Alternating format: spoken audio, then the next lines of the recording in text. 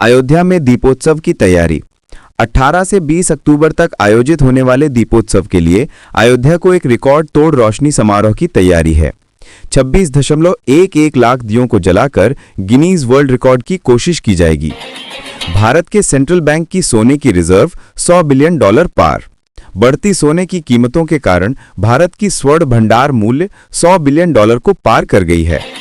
राष्ट्रीय विदेशी मुद्रा भंडार घटे। 10 अक्टूबर तक विदेशी मुद्रा भंडार 697.78 बिलियन डॉलर पर पहुंच गए। करीब $2.18 बिलियन की गिरावट दर्ज की गई। एससी ने प्रोसीडिंग रद्द की यूपी के विश्वविद्यालय वीसी के खिलाफ।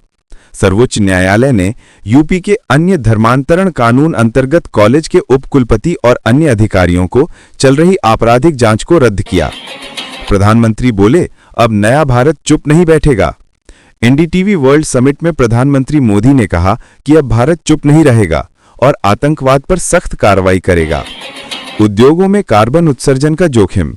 भारत की इस्पात कंपनियों की विस्तार योजनाएं करोड़ों टन CO2 उत्सर्जन को बंद कर सकती हैं, जिससे देश की जलवायु लक्ष्यों को खतरा हो सकता है।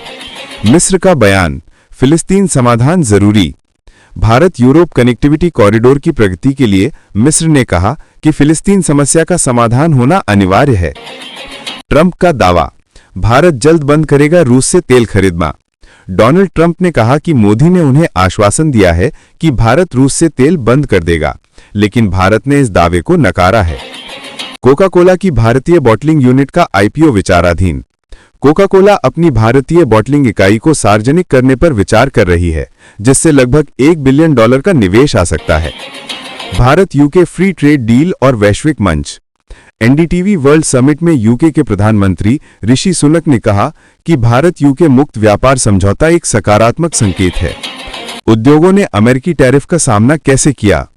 भारतीय सौर पैनल बनाने वाली कंपनियों ने आपूर्ति श्रृंखला को नया रूप देकर अमेरिका के उच्च टैरिफ का सामना करने की कोशिश की है।